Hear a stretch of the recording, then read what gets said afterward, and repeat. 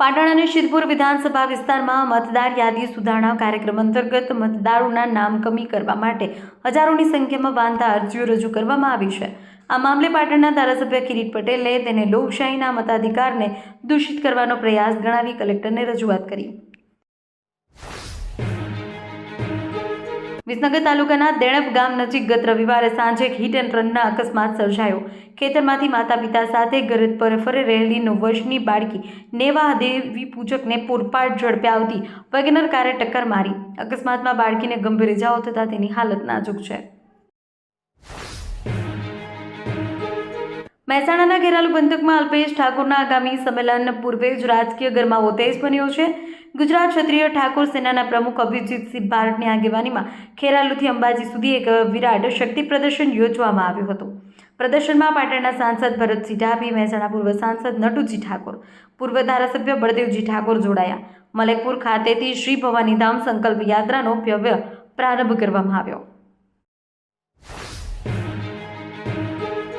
મહેસાણા શહેરની સિંધી સોસાયટી પાસે આવેલી પટ્ટાવાડાની ચાલીમાં ઘરગંકાસથી એક ચોંકાવનારી ઘટના સામે આવી, જેમાં કામકાજ કરવા બાબતે પિતાએ ઠપકો આપતા પુત્રએ આવેશમાં આવી પિતા પર લોખંડના પાઇપ વડે હુમલો કરી ગંભીર ઇજાઓ પહોંચાડી। આ મામલે ઇજાગ્રસ્ત પિતાએ મહેસાણા એ ડિવિઝન પોલીસ મથકમાં પોતાના જ પુત્ર વિરુદ્ધ ફરિયાદ નોંધાવી છે। વર્તમાન સમયમાં જ્યારે દેશમાં જ્ઞાતિ, જાતિ, ધર્મના નામે વૈમનસ્યની ઘટનાઓ સામે અવારનવાર આવે છે, ત્યારે મહેસાણા નાગલપુર કસ્બા વિસ્તારમાંથી કોમી એકતા અને ભાઈચારાની અતૂટ સંબંધોની એક હૃદયસ્પર્શી ઘટના સામે આવી।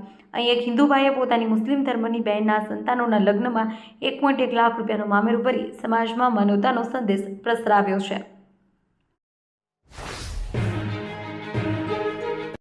અમદાવાદના કુબેરનગર આઈટીઆઈ ખાતે તાજેતરમાં યોજાયેલી Ahmedabad region staff volleyball tournament 2026માં વિસનગર આઈટીઆઈની સ્ટાફ ટીમે ચેમ્પિયન ટ્રોફી જીતી છે। આઈટીઆઈની સ્ટાફ ટીમે ચેમ્પિયન ટ્રોફી જીતી ઉત્કૃષ્ટ પ્રદર્શન કરી સતત 3જા વર્ષે વિજેતા બની જીતની હેટ્રિક નોંધાવી છે। વિસનગર શહેરના દીપડા દરવાજાથી રામદેવપીર મંદિર સુધીનો મુખ્ય માર્ગ બિસ્માર બન્યો છે। માર્ગ વિસનગરને વિજાપુર સાથે જોડે છે, જ્યાં વાહનોની ભારે અવરજવર રહે છે। પાલિકાની ઉદાસીનતાને કારણે રાહદારીઓ અને વાહન ચાલકોને ભારે હાલાકીનો સામનો કરવો પડી રહ્યો છે।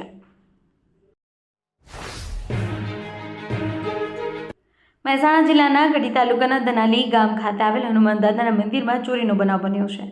પહેલી સવારે 2 અજાણ્યા તસ્કરોએ મંદિરમાં તાળા તોડી સાઉન્ડ સિસ્ટમ, અન્ય ઇલેક્ટ્રિક સામાન સહિત કુલ 60,000 રૂપિયાની મતાની ચોરી કરી છે। સમગ્ર ઘટના મંદિરમાં લાગેલા સીસીટીવીમાં કેદ થઈ છે। ભારતીય જનતા પાર્ટીના નવનિયુક્ત પ્રદેશ મંત્રી સીતાબેન વિપુલભાઈ પટેલે ઊંઝામાં શ્રી ઉમિયા માતાજીના દર્શન કર્યા। તેમની નિયુક્તિ બાદ ઊંઝા ધારાસભ્ય કાર્યાલય ખાતે તેમનો સન્માન સમારોહ પણ યોજાયો। ઉના વાગા માવતની સીતાબેન પટેલ મહેસાણા જિલ્લા ભાજપ મહિલા મોરચાના અધ્યક્ષ પણ છે। પ્રદેશ મંત્રી તરીકેની જવાબદારી મળ્યા બાદ તેમણે કડવા પાટીદાર કુળદેવી શ્રી ઉમિયા માતાજીના મંદિરે દર્શન કર્યા હતા।